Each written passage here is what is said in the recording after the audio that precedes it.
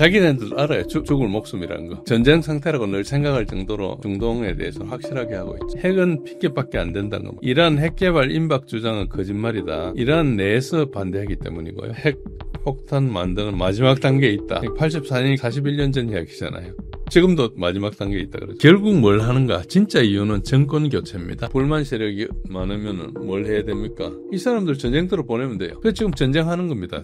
이스라엘-이란 전쟁이다. 이게 전혀 거기 핵이나 그 인종이나 이런 거 종교나 이런 거 전혀 상관없어요. 다 돈이에요. 네타냐후도 지지율이 형편이 없었어요. 이란에서 미사일이 날라오니까 생존해야 되잖아요. 그래서 또 뭉치죠. 그러면 그동안에 또 한동안 지도를 가죠. 전쟁이 끝나고 나면 지도력이 없어질 거예요. 이란이라는 국가 자체로는 뭐 국민들은 정권이 바뀌든 안 바뀌든 국가가 생존해야 되는 문제가 있고, 이스라엘은 이란의 정권을 교체해야 되는 문제.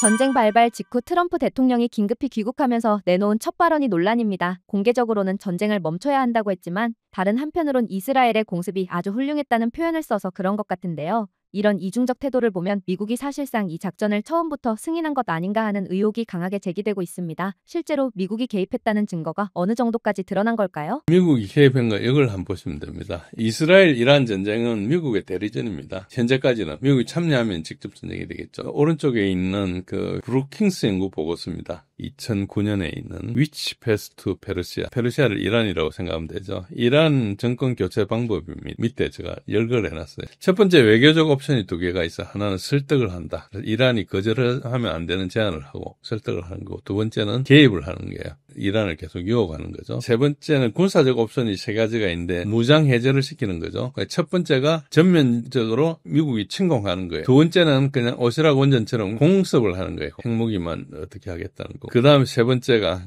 전체 옵션 중에 다섯 번째 옵션인데 비비한테 맡기기. 그때도 이제 네타냐후가 이름이 비비거든요. 벤자민 네타냐후인데 이스라엘의 공격을 허락해주거나 아니면 독려하거나 이걸 한다는 거고, 요 작전을 지금 하고 있는 거예요. 그러니까 이게 2009년도거든요. 2009년도에 이걸 보고서를 냈고, 보고서 만들려면 한 1, 2년 걸려요. 조사도 하고 군사력 평가도 하고 다 했잖아요. 그러니까 한 2006, 7년에 시작했다고 본 거죠. 그러니까 20년 전부터 이걸 한 거예요. 그럼 이 보고서가 이란이 모르겠어요. 알지? 그 다음에 이제 레짐 체인지 옵션이 있어요. 체제를 전복하는데 벨벳 혁명을 일으켜가지고 인민봉기를 시키거나, 그 다음에 반란 선동을 해가지고 이란의 소수계나 야당을 이렇게 하는 거야. 지금 전 왕이 팔레비인데 팔레비의 아들을 지금 왕으로 옹립하려고 하고 있죠. 핵공격 이런 거는, 핵무기 이건 다 헛소리고 체제 전복을 하려는 겁니다. 여덟 번째 옵션이 쿠데타예요. 체제에 저항하는 군사적 활동을 지원해서 군인들이 뒤엎게 하는 거죠. 나머지 마지막 옵션이 이제 봉쇄하는 거죠. 이란을 억제해가지고 수용 불가능한 것을 수용하게 만드는, 굴종시켜가지고 그냥 그렇게 살게 하는 이 옵션인데, 이거대로 하고 있습니다. 미국 같은 나라는 왜 이런 게 필요한가 하니까 여러 가지 노력이 들어가잖아요. 그러니까 누군가 보고서를 써놔야지 이 공감을 하는 거예요. 할지 안 할지는 나중에 선택하는데, 그래놓고 안 할 수도 있죠. 어쨌든 그렇게 한 겁니다. 어째 보면은 미국이 개입하냐 안 하냐 이게 다 쇼고요. 지금도 러우전을 하지만은 러우전이 다 누가 떼줍니까? 미국이 떼주는 거예요. 스타링크 없으면 하루 만에 끝납니다. 근데도 뭐 하면서 자기가 중재자인 척하고 하는 거죠.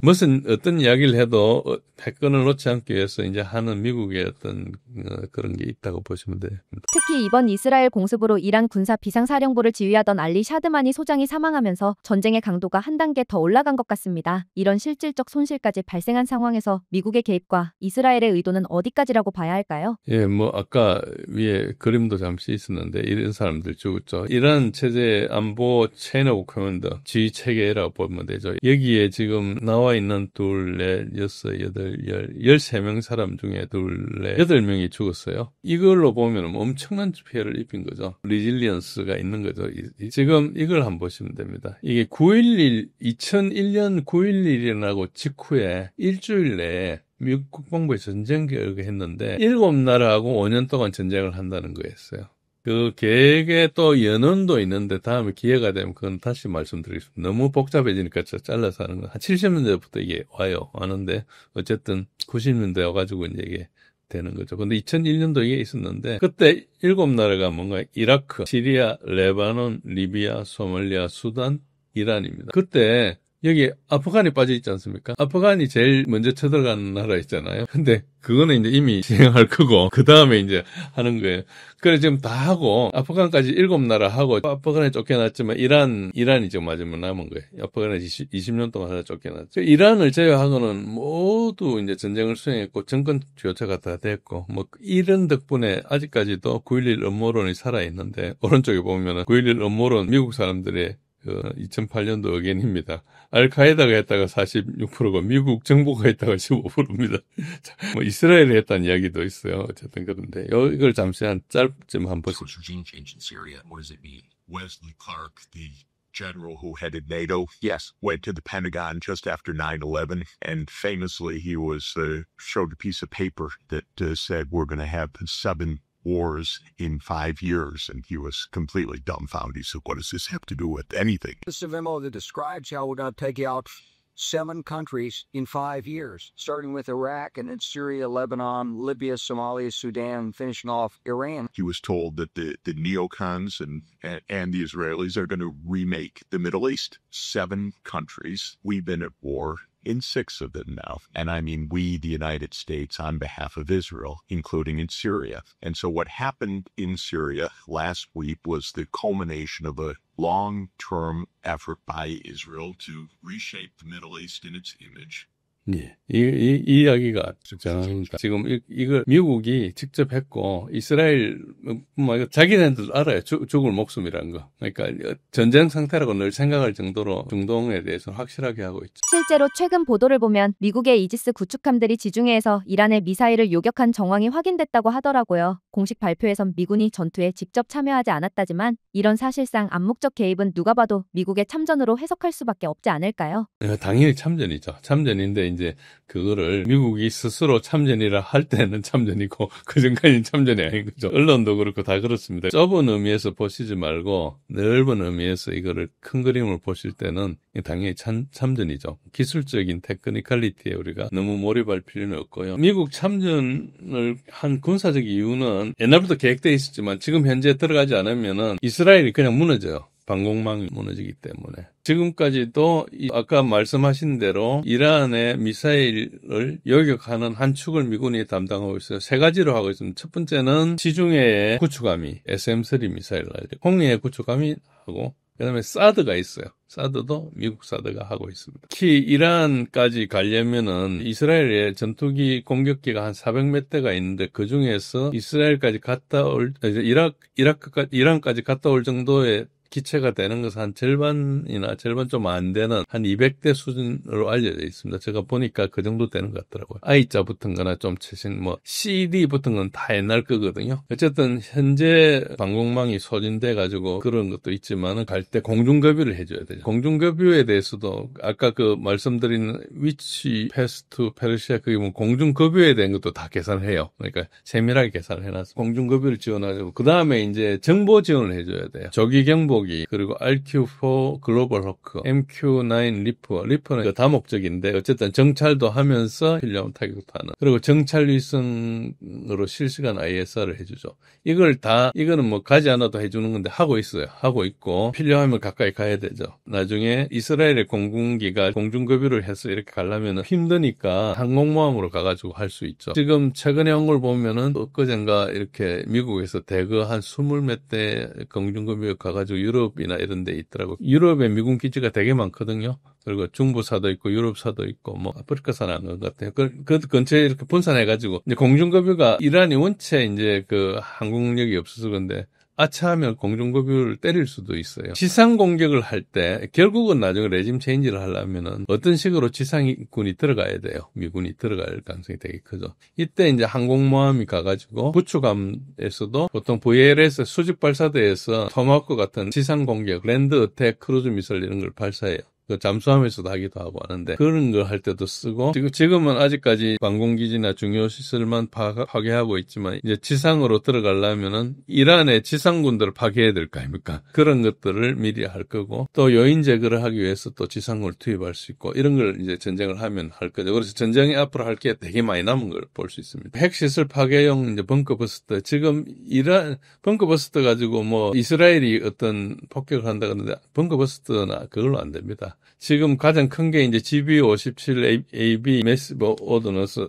프로젝트. 이게 이제 14톤짜리거든요. 그래서 B2 정도에 적재할 수 있어요. 그래서 다른 항공기에는 적재할 수가 없고, 뭐 수송기에 가지고 할 수는 없는 거고, 여기 적재해가지고 벙커버스트를 써도 한 6, 70m 관통을 하는데, 이란이 그 지하에 하면서 굉장히 깊게 한 것뿐만 아니고, 강화 콘크리트를 만들어가지고, 그러니까 여러 층을 하다가 맨 밑에 강화 콘크리트를 엄청나게 강하게 만들었어요. 철근 되게 많이 쓰고 해가지고, 그래서 그건 못 뚫는다 그러고요. 800m 밑에 들어가 있는 것도 있고 하니까, 그런 상태고, 현재 조금 전에 확인해 보니까 트럼프가 승인한 상태인데 아직까지 명령은 발동하지 않은 상태다 이렇게 보고 있습니다. 참전은 뭐 거의 기정사실로 돼가고 있습니다. 예, 이 그림들이 그런 겁니다. 거북이나 항모나 이런 것들 다 와 있죠.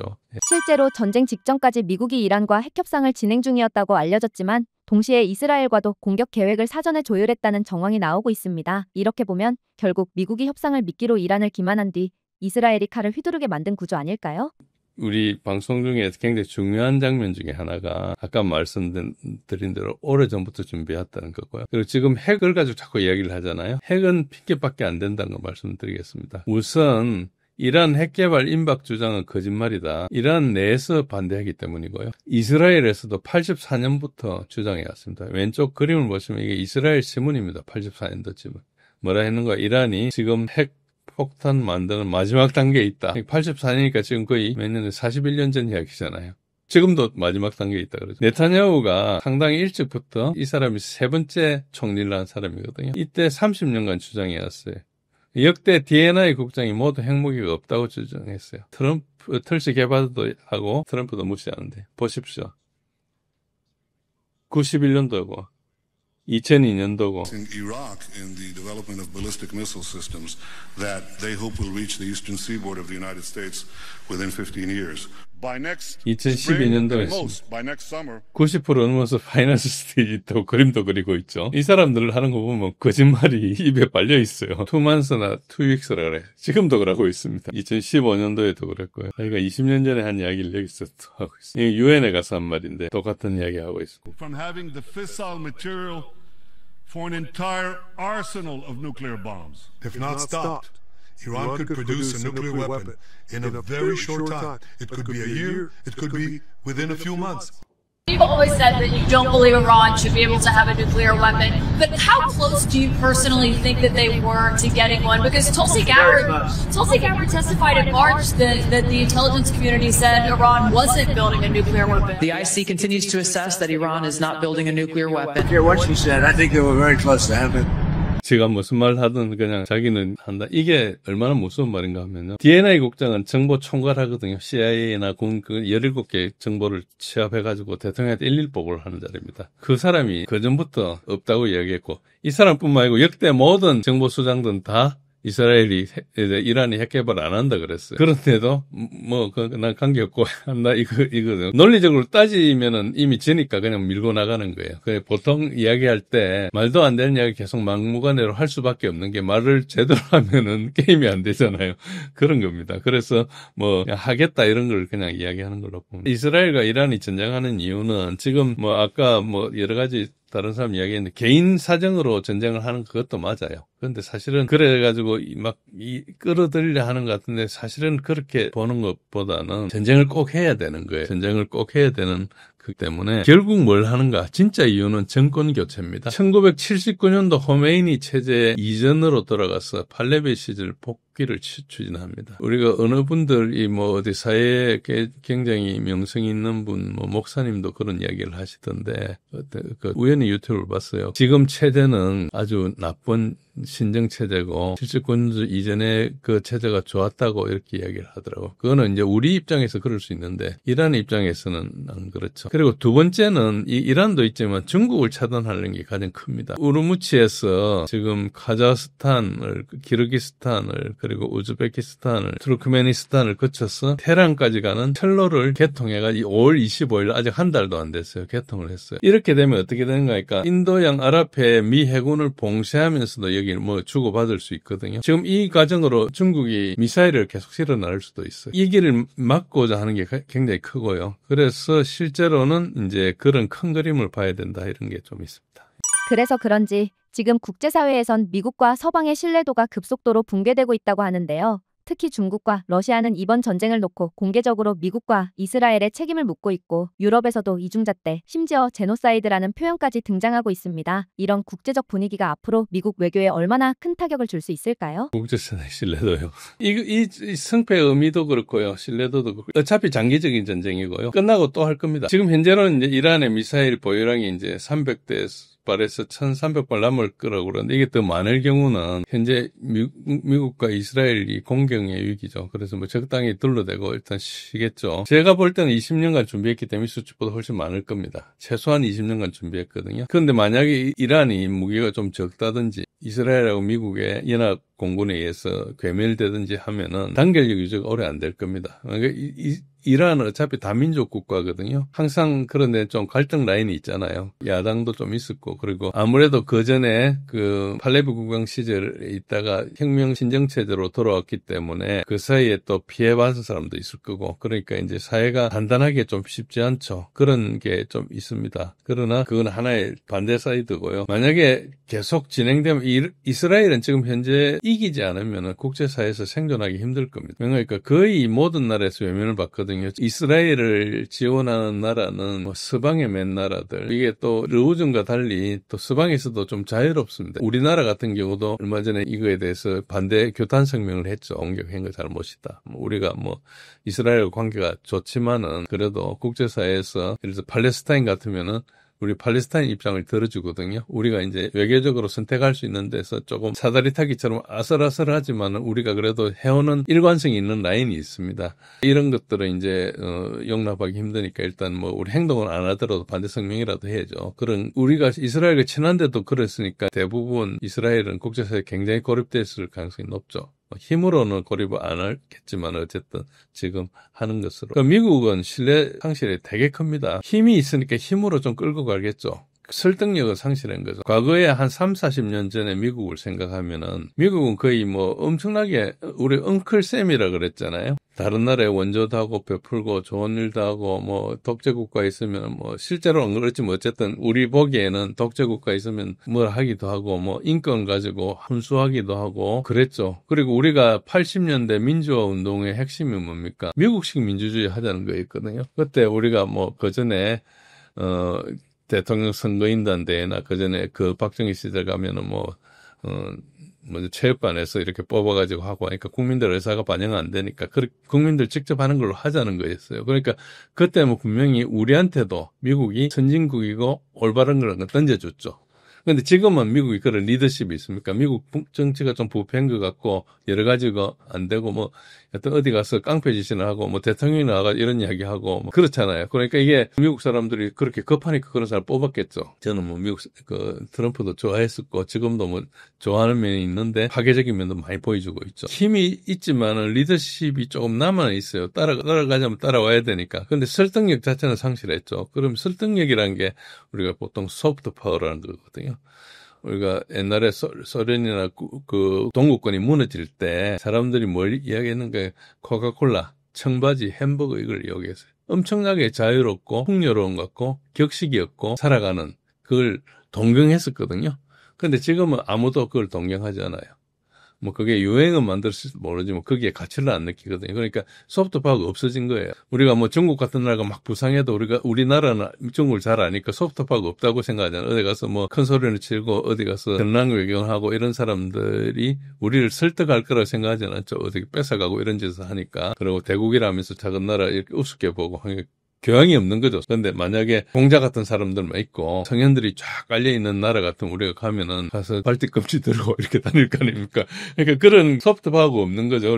그래서 뭐 우리나라는 일본같이 좀 친한 나라는 말을 듣겠지만은 중립에 있거나 옛날에 제3세계거나 제2세계에 있는 그런 글로벌 사우스라는 사람들은 전혀 듣지 않을 겁니다. 그래서 아마 나머지 나라들도 미국이 경제적으로도 힘들고 지금 빚투성이고 유럽도 망가질 거 하니까 조금 있으면 미국에서 탈출할 거예요. 미국이 지금 스슬 풀으니까 우리 눈치 보고 있지 이게 해체되면 탈출한다고 봐야 되는 겁니다. 어떻게 보면 미국이 제국으로서 마지막 전쟁을 할 수도 있어요.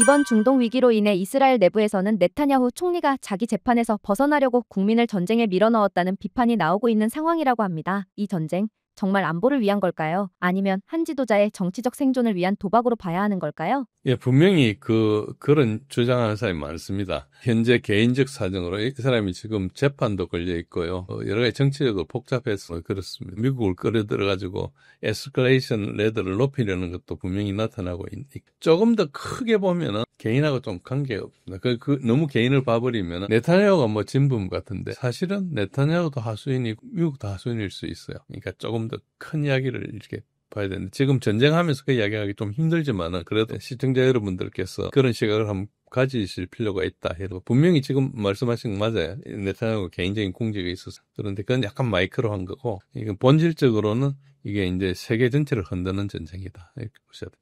게다가 네타냐후 총리는 미국 내 유대계 로비망을 총동원하고 미국 정부 내부의 강경파까지 움직이며 이란에 대한 전면전을 사실상 촉구하고 있다는 이야기도 나오는데요. 이렇게 되면 실제로 이번 전쟁이 국가 안보보다 정치적 목적이 더 컸던 건 아닌지 궁금합니다. 예, 아까 말씀드린 건 비슷한데요. 실제로는 이게 훨씬 큰 목적이 있기 때문에 그 관점에서 좀 보셔야 된다는 것이고요. 네타냐후에 대해서 개인적인 문제로 전쟁을 이끈다. 그럴 수도 있죠. 그리고 이 사람이 벌써 30몇 년째 이걸 거짓말하고 있잖아요. 그러니까 그거는 이제 거짓말인지 모르고 하는 이야기가 아니거든요. 그러니까 예를 들어서 내가 양심을 가지고 거기서 이야기한다기보다 어떤 더 큰 역할을 위해서 자기가 그렇게 같은 이야기를 반복한다고 봐야죠. 우리가 뭐 개인의 초점을 맞추면 이게 안 될 거라고 저는 생각합니다. 실제로는 뭐 거행 효과가 분명히 있습니다. 뭐 전쟁을 하니까 아무래도 위기가 좀 이렇게 분산되고 하는 효과가 있지만은 더 큰 그림이 있고 그건 좀 이따가 말씀드리겠습니다. 아까 말씀드렸지만 이란의 정권 교체가 지금 가장 큰 목표입니다. 이란 핵은 전혀 상관이 없는 문제예요. 실제로 이란은 핵을 안 하고 있고 그 핵 농축하는 것은 NPT 규정에 의해서 평화적 목적의 핵을 농축하는 게 자유예요. 막을 권한이 없어요. 사찰만 받고 와서 하는 거죠. 800m 깊이 들어가 있는 것도 IAEA 요원들 와 800m 봐서 하는 거잖아요.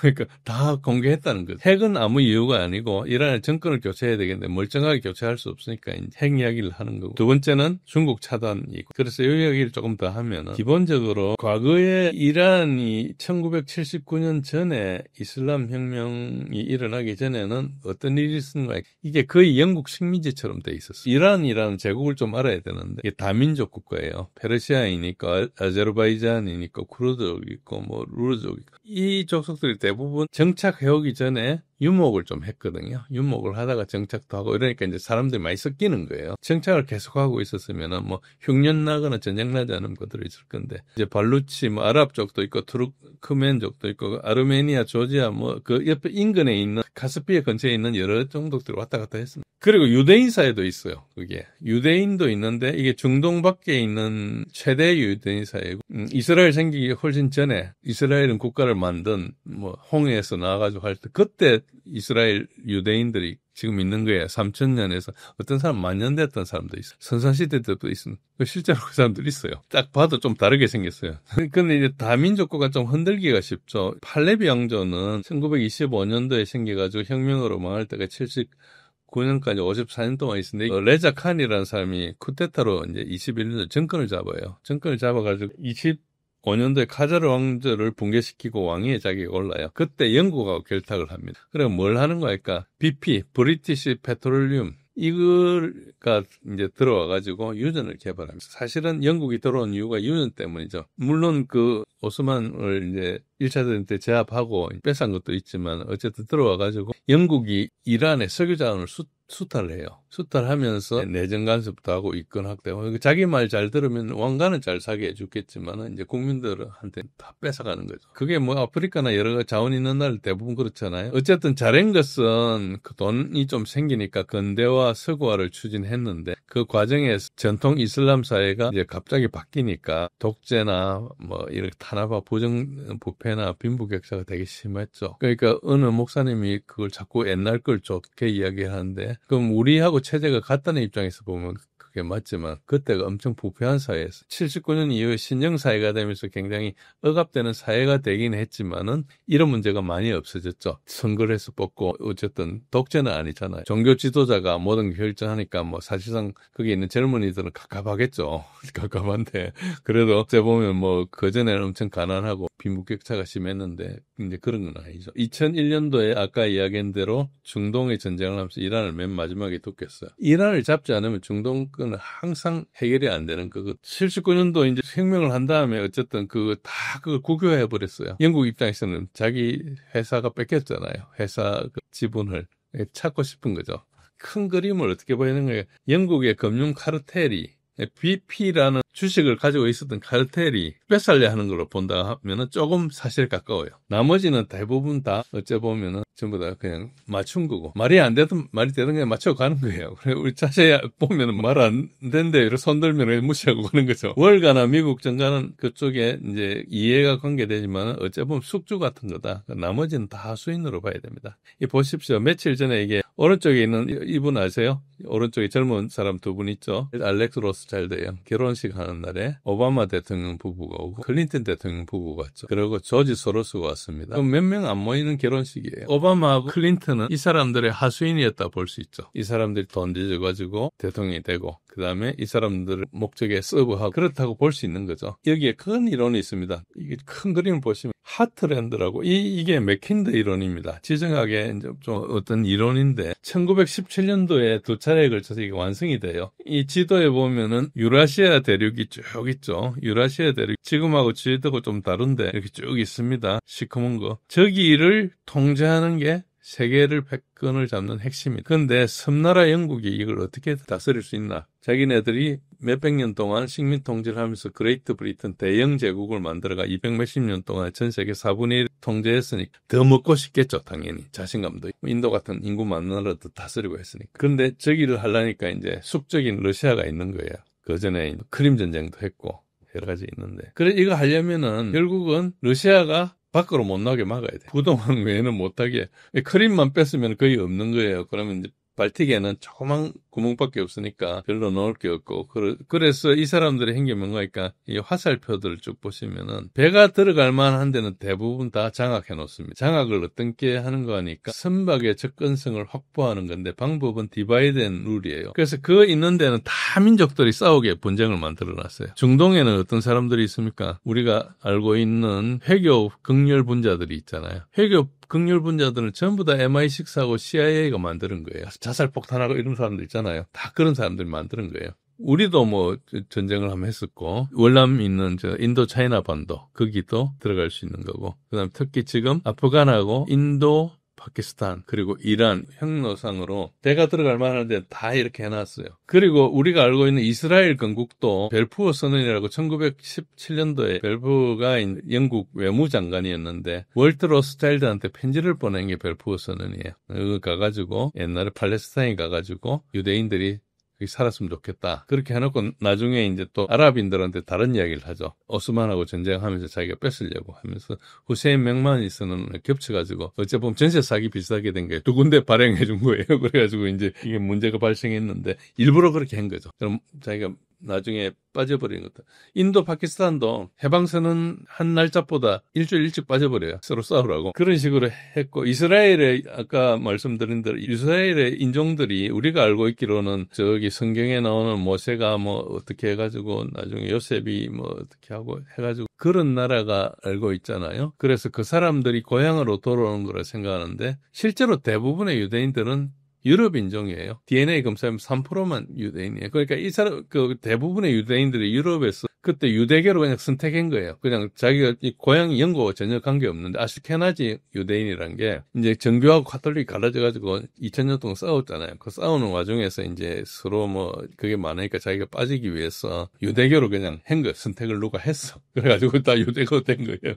그러니까 이게 뭐 우리가 알고 있는 시오니즘 이런 것들이 되게 뭐가 있는 거 다 사기입니다. 그래서 우리가 안티세미티즘은 그거는 좀 인간적으로 안 된다. 유대인을 차별하는 거니까. 그렇지만 안티시오니즘, 유대인들이 시오니스트라는 사람들이 사기라고 이야기하는 것은 여러 쪽에서 이야기하는데 미국에서 존 핵이라는 목사가 나서서 크리스찬 시오니즘을 이렇게 전파를 하죠. 그래서 우리나라도 그걸 맹목적으로 받아들여가지고 이렇게 하는데 하는 분들이 다룰 문제니까 제가 언급할 문제는 아니지만은 지정학하고 굉장히 꼬여 있다. 제가 볼 땐 거의 사기처럼 보인다. 근데 그거를 어떤 맥락이 있는지 모르지만 핵심은 뭔가니까 지금 여기 딱 보면 전 세계에 뭡니까? 자원이 남아있는 데는 러시아예요. 러시아는 75조 달러어치 자원이 있어. 그리고 중동이잖아. 이란은 엄청나게 석유가 많은 거예요. 그 옛날에 영국이 장악하기도 했었고. 그러니까 이 두 개를 장악하는 게 지금 왜 필요한가 하니까, 장기적으로도 필요하지만 왜 필요한가 하니까 지금 영국이 돈이 없잖아요. 영국이 돈이 없으니까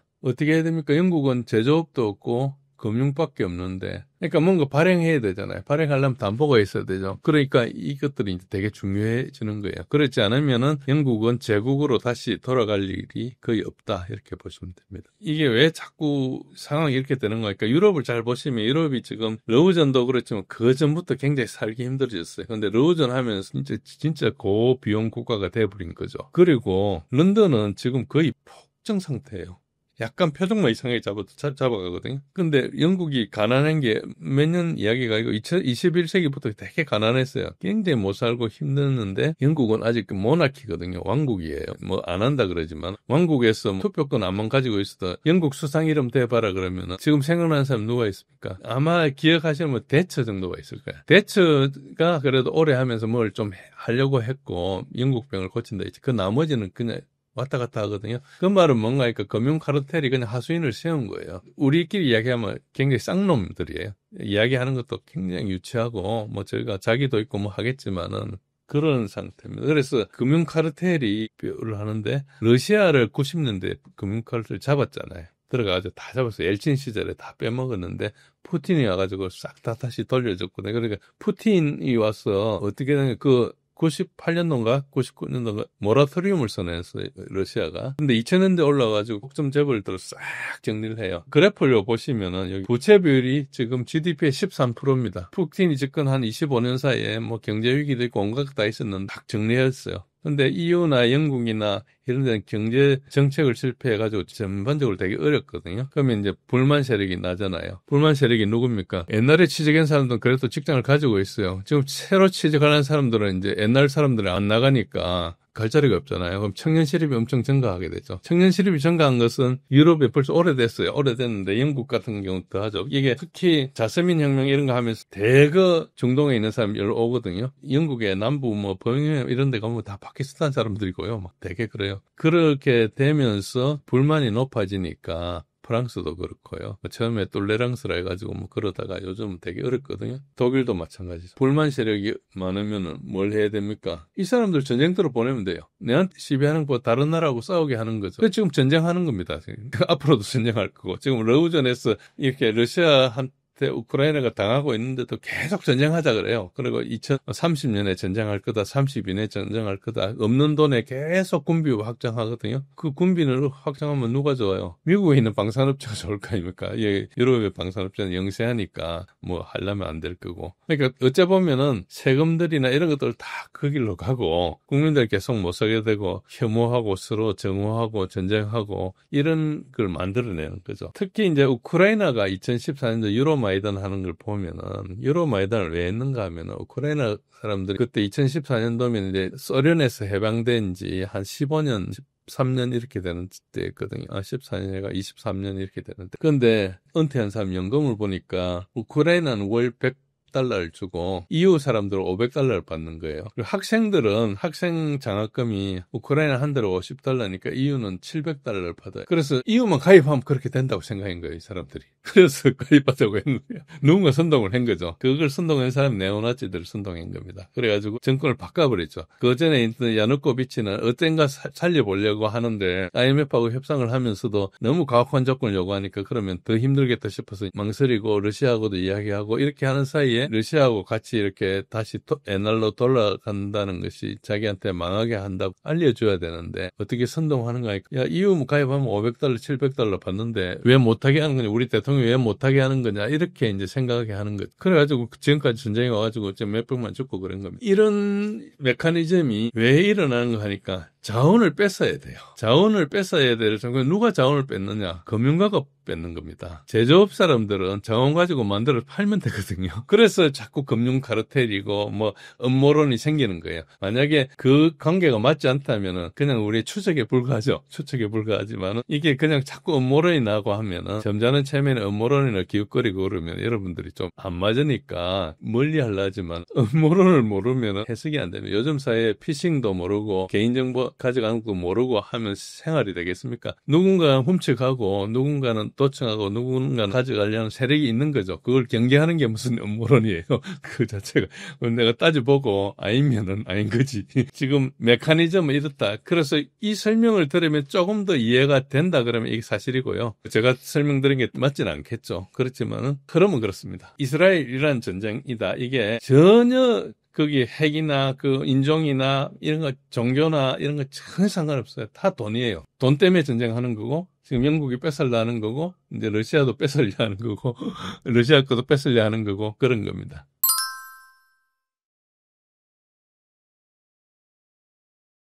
이번 중동 위기로 인해 이스라엘 내부에서는 네타냐후 총리가 자기 재판에서 벗어나려고 국민을 전쟁에 밀어넣었다는 비판이 나오고 있는 상황이라고 합니다. 이 전쟁 정말 안보를 위한 걸까요? 아니면 한 지도자의 정치적 생존을 위한 도박으로 봐야 하는 걸까요?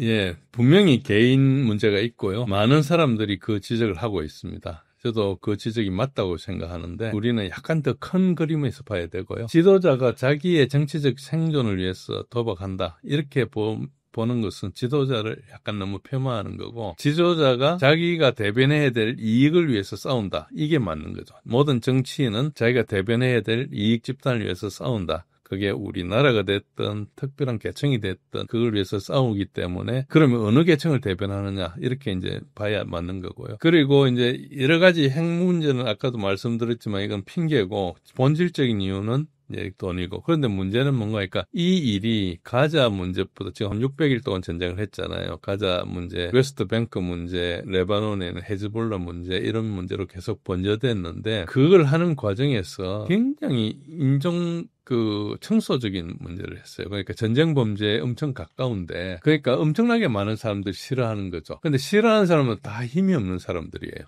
그러니까 이제 무시하는 거죠. 그리고 미국 같은 데서도 팔레스타인을 지지하거나 하면은 뭘로 딱지를 붙이는 거니까 안티세미티즘, 반유대주의로 물어붙여. 반유대주의는 2차 대전 일어나면서 엄청나게 그것 때문에 큰 후유증이 있잖아요. 그러니까 반유대주의에 대해서 반발을 하면은 도덕적으로 낙인이 찍힙니다. 그 이야기하는 사람은 말이 안 되는 거죠. 그런데 가만히 생각하면 80년, 90년 전에 일어난 일이고 그걸 그동안 다 극복을 했고 우리가 뭐 유대인들에 대해서 다 동감도 하고 이렇게 하는데 그렇게 피해봤던 유대인들이 왜 자기가 당한 식으로 하는지 이런 것에 대해서 질문이 다 들잖아요. 근데 그 질문을 못하게 만들어놔. 그게 내러티브전입니다. 주요 언론이나 한국계통이나 이런 데서 다 그걸 못하게 막아놓는 거죠. 그러면은 우리가 물어볼 수 있죠. 이 세상에서 지금 반대하면 잡아가거나 안 되는 첫 번째가 누구냐 하면은 미국에 있는 에이펙이라는 데. 유대인의 미국 로비에 대해서 반대하면요. 언론사고 뭐고 제재를 해요. 법적으로도 못하게 해놨어요. 로비는 외국 기업이잖아요.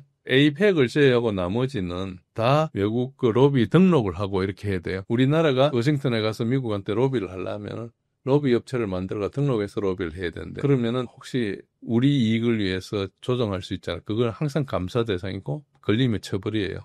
유대인은 무한정해요. 그걸 어떻게 합니까? 언론사나 이런 걸 다 장악하고 있으니까. 그러니까 그 속에서 있는 거거든요. 그래서 네타냐후가 자세히 보시면은 바이든 때도 그렇고 트럼프 때도 그렇고 미국 대통령보다 큰 소리 쳐요. 미국 의회에 가가지고 당당히 자기가 미국 국민들 세금을 가지고 쓰는데 당당히 욕을 하고 그러죠.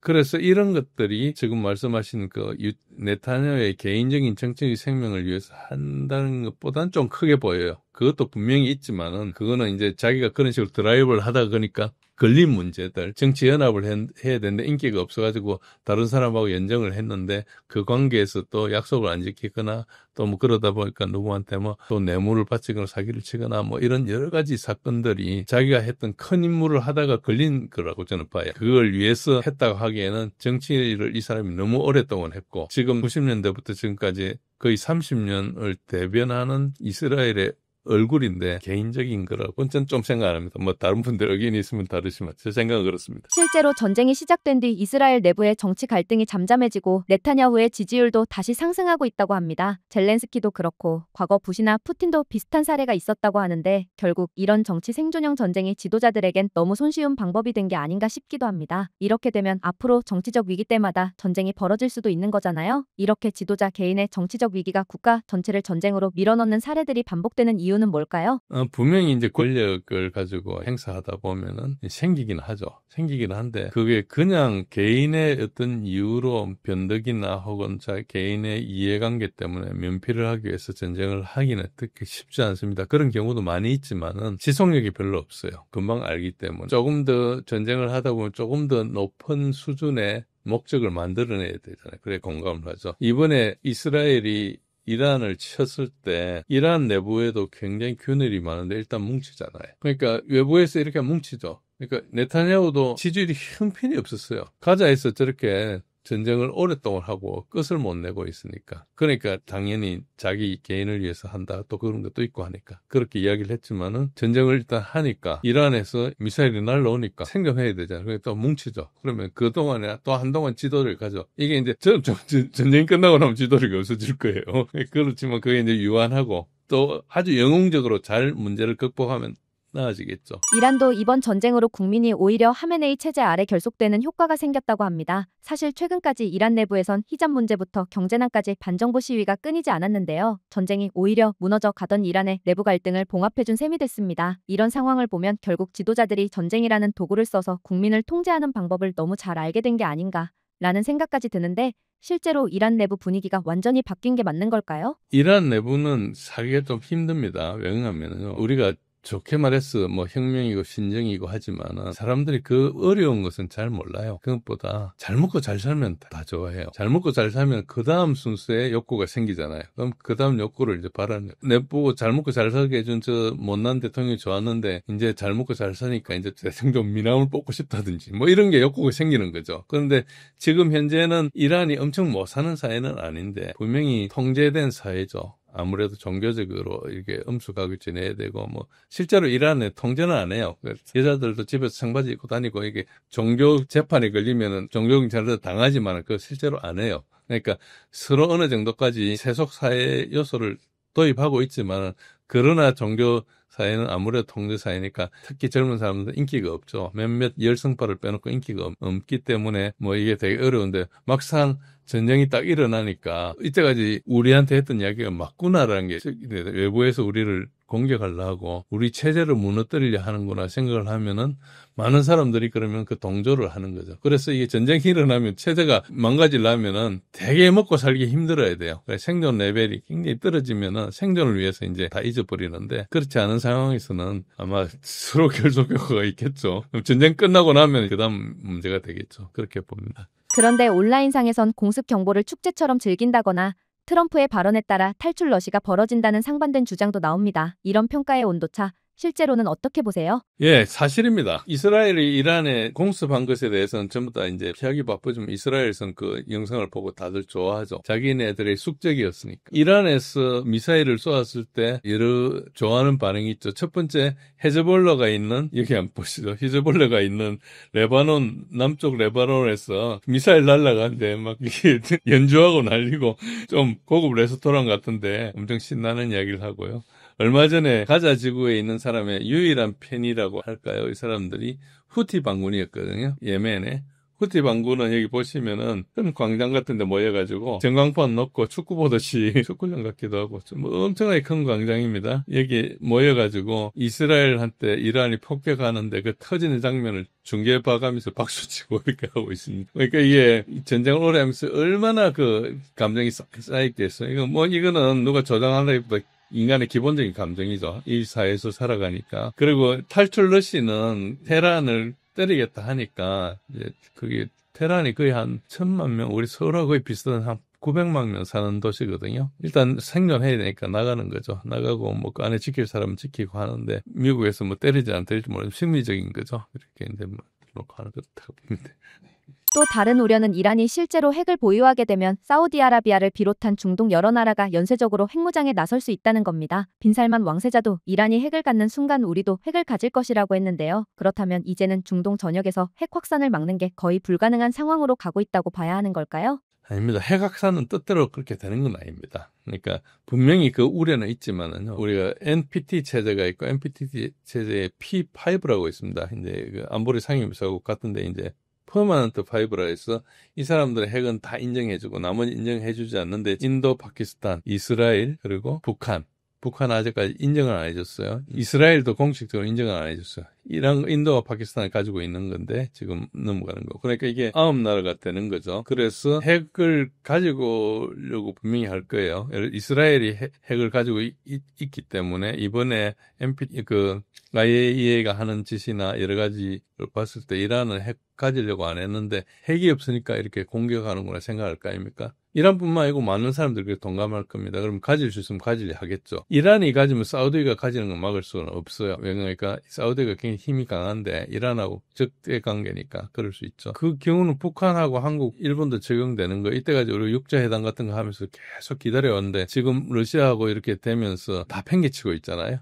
다 팽개치고 있고 트럼프가 김정은한테 만나자고 편지를 보냈는데 편지 접수를 거부해버렸잖아요. 벌써 이제 이 라인이 갈라지기는 하고 있죠. 그러나 이거는 생각보다 그렇게 쉽게 떨어지는 건 아니고 특히 이제 이란은 평화적으로 핵 사용하는데도 불구하고 제재를 한 거고 그러니까 이제 이 문제가 엄청나게 커지기는 커질 거예요. 그러니까 명부상으로 이제 안 되기 때문에 뭔가 정리를 하긴 해야 될 겁니다. 어느 시점에 가가지고 그건 뭐 실수였다든지 이런 선언을 하고 앞으로 잘하겠다 이렇게 하지 않으면은 체제가 좀 흔들릴 공산이 좀 크고 북한도 가능했던 것은 통제사였기 때문에 가능했거든요. 담치놓고 통제사를 하면 이제 앞으로 해도 누구도 못 오는 거죠. 그렇게 되는 사회에서는 확산이 될 공산이 좀 크죠. 그러나 그렇지 않고 핵을 가지는 것은 일반적으로 큰 의미가 없죠. 그런데 이제 지금같이 이런 이란이나 이런 경우는 이스라엘은 핵을 가졌는데 NPT도 아닌데 아무 이야기도 안 하고 이란은 핵을 안 가지고 있으면서 IAEA에 가입하고 NPT에 가입해가 매일매일 사찰을 받고 하는데도 그 정보를 빼가지고 암살시키게 이스라엘한테 준 겁니다. 이것들은 사람들이 그냥 넘어가지는 않죠. 전쟁이니까 뭐 그걸 그냥 지금 누가 다 쓰지는 않지만 그걸 다 정리해서 책임을 요구할 겁니다. 그래서 뭐 국제사회가 아직도 정글이 아니고 살아있다면은 그 문제는 해결될 거고 지금처럼 미국이 정신이 없이 나가는 상황 같으면은 이제 저게 유지가 안 될 가능성도 있죠. 그러면 이제 만인이 핵을 보유하는 시대가 올 수도 있어요. 그건 아직은 멀은 것 같고요. 이런 상황이 오래 지속되면 이스라엘은 결국 버티는 것이 매우 어려울 텐데요. 3,570억 달러의 빚이 있고 매일 막대한 방공 욕격 비용까지 부담하고 있어서 더욱 어려울 것으로 보입니다. 결국 내부 여론도 전쟁을 끝내라는 쪽으로 돌아서고 있는 상황인데요. 이스라엘이 지금처럼 무리한 군사행동을 계속할 수 있는 경제적, 정치적 여력이 실제로 있다고 봐야 하는 건가요? 이스라엘이 국가적으로 이걸 선택해서 하는 거라면은 지금 말씀이 맞아요. 근데 아까 말씀대로 뭔가의 이익을 대변하기 때문에 무리를 한다고 보는 거죠. 이스라엘은 국가의 전몽이 걸려있지만 또 이스라엘 사람들은 대부분 이주국자예요. 이스라엘에 있는 사람 한 20%가 러시아 출신이고요. 뉴저지에서 온 사람도 되게 많고요. 뭐 뉴욕에서 온 사람. 여러 가지로 이제 그 정착민을 끌어들이고 해서 이스라엘 정부에서 이제 유도를 해가지고 이중국적을 내고 왔는데 아니면 나가는 거죠. 이스라엘은 지금 어떤 문제가 있는 거니까 이전까지 계속 전쟁 나기 전까지 군대 문제가 있었어요. 그러니까 이스라엘에 열심히 이제 그 열성당원들 중에서 토라만 연구하고 이런 사람들은 토라 연구하고 기도한다는 이유로 군대를 안 보냈어요. 근데 이제 이스라엘 군대가 지금 2년 가까이 600일 이상 전투를 하니까 복귀를 안 한 거예요. 갔다가. 그러니까 이제 자꾸 결혼이 생기죠. 그러니까 이제 니도 전쟁해라 이렇게 하는데 이제 그것 때문에 이제 갈라지게 생겼거든요. 근데 이번에 전쟁 나니까 일단 뭉쳤어요. 얼마나 갈지 모르지만 만약에 이란하고 지상전을 한다. 그래 되면은 뭐 지상전 생각하기도 힘들고 지상전을 한다 그러면은 버티기 힘들어요. 특히 그 안에서 이제 인종분리 정책이나 이런 아파트헤이드를 써가지고 팔레스타인 사람들은 국민이지만 국민이 아닌 상태거든요. 군대는 이스라엘 사람들만 가잖아요. 그러면은 그 이스라엘 사람만 따지면은 한 1,000만도 안 돼요. 900만인가 이렇게밖에 안 돼요. 그 여기는 8,600만이잖아요. 그러니까 뭐 지상전 이런 거 생각하기 힘들죠. 어떻게 할지는 모르지만은 여러 나라를 거쳐야 되고 그 나라들도 갈수록 이제 계속 반미가 생기니까 되게 힘들 거예요. 그래서 저는 미국도 그렇고 이스라엘도 그렇고 잘못하면 이걸로 나라 끝장날 수도 있다 생각해요. 그때까지 안 가겠지만 너무 심하고 미국의 상원의원 80여 명이 이스라엘 편에 이렇게 이번에 우리 이스라엘 편에 선언하고 그랬잖아요. 그러니까 너무 어째 보면 그 사람들 다 이해관계만 대변할 뿐이지 국민들 생각 안 하는 거죠. 결국 기술적으로 보면 이란의 지하 핵시설을 제거할 확실한 수단도 없고 이스라엘도 장기전을 버틸 수 없는 상황인 것 같습니다. 하지만 양측의 리더들은 여전히 강경 대응을 계속 주장하고 있는데요. 이 상황에서 국제사회가 전쟁을 멈추게 할 수 있는 현실적인 방법이 있다고 보시나요? 아니면 이 갈등이 양국이 모두 파국을 맞이할 때까지 이어질 수밖에 없는 건가요? 파국으로 가게 하겠습니까? 일단 이란은 지금 목표가 생존이 목표고요. 이란의 정권 교체가 목표거든요. 그러니까 이제 약간 다르죠. 그러니까 뭐 이란이라는 국가 자체로는 뭐 국민들은 정권이 바뀌든 안 바뀌든 국가가 생존해야 되는 문제가 있고, 그리고 이스라엘은 이란의 정권을 교체해야 되는. 이란은 일단 버티는 건데 제가 볼 때는 버틴다고 봅니다. 이란은 뭔가 수천 년의 역사가 있었고 알렉산더 대왕 때문에 점령됐고 나중에 이슬람에도 적용됐지만 다시 회복을 했거든요. 이런 것들은 우리도 뭐 국난 극복 이런 거 많이 했었잖아요. 근데 버티는 것은 버틴 이력이 있으면 잘 버티고요. 이스라엘은 의외로 국가 경험이 없어요. 이스라엘 혹시 아실지 모르지만 아직도 헌법이 없어요. 이스라엘은.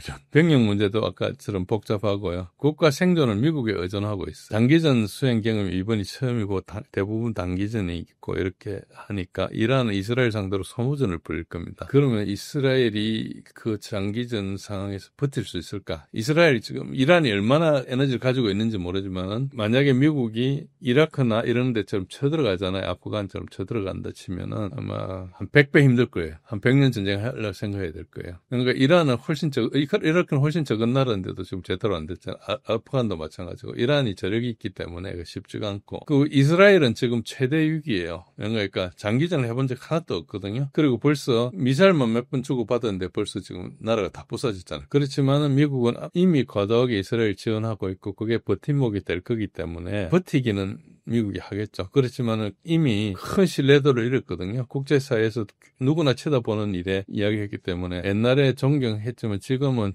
지나가는 애들도 트럼프를 사람 취급 안 하는 식으로 이렇게 돼가고 있는 거예요. 뭐 자기가 꼭 개인적인 이야기 때문에 한 게 아니고 이해관계가 걸렸겠지만 너무나 국제 질서나 이런 거 이야기하지 않고 그거를 러우전 이런 거 하면서도 그렇고 러시아도 협상이 안 되는 이유가 다른 게 아니고 믿을 수가 없어요. 협상이 안 되는 거예요. 지금 이란에 대해서 JCPOA라는 걸 오바마 대통령이 맺었는데 그걸 파기하고 나왔잖아요. 그럼 또 협상을 또 맺어봐야 또 파기하고 나오면 그만이잖아요.